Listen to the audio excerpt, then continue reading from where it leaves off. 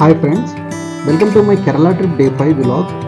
Day 4 Poovar Azimala visit తర్వాత ఎర్నాకుళం హోటల్లో night stay చేసి నెక్స్ట్ డే ఆఫ్టర్నూన్ సమృద్ధిలో లంచ్ చేసి స్టార్ట్ అయ్యి ఫోర్ట్ కొచ్చికి ఈవినింగ్ చేరుకున్నాం.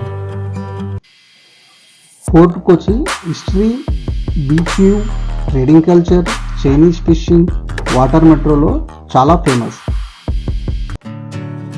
ఇది కొచ్చి వాటర్ మెట్రో స్టేషన్.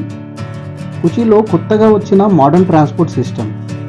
దీనివల్ల ఎర్నాకుళం నుండి ఫోర్ట్ కొచ్చికి చాలా ఈజీగా కనెక్టివిటీ వచ్చింది.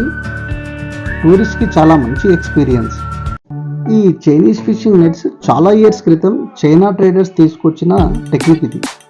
ఈ నెట్స్ పైకి లేవడం చూడడం చాలా ఇంట్రెస్టింగ్గా ఉంటుందంటారు. ఇక్కడ ఫ్రెష్ సీ ఫుడ్, చిన్న స్టాల్స్, ఫుల్ లోకల్ ఫీల్ ఇస్తాయి.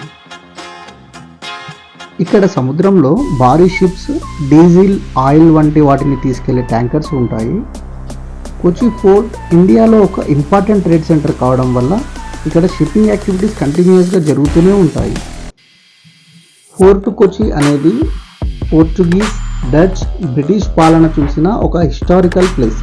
ఇక్కడ 1498లో యూరోప్ నుండి ఇండియాకు సముద్ర మార్గాన్ని కనుగొన్న great navigator and explorer Vasco డ గామా చనిపోయాక 1524లో ఇక్కడ కనిపిస్తున్న సెయింట్ ఫ్రాన్సిస్ చర్చ్ కొచ్చిలో మొదట సమాధి చేశారు. తర్వాత ఆయన అవశేషాలను పోర్చుగీస్కి తీసుకెళ్లారు. ఫోర్ట్ కొచ్చి బీచ్లో సన్సెట్ వ్యూ చాలా బాగుంటుంది. ఇక్కడ హిస్టరీ, నేచర్ అండ్ ట్రావెల్ అన్నీ ఒకేసారి ఎంజాయ్ చేయొచ్చు.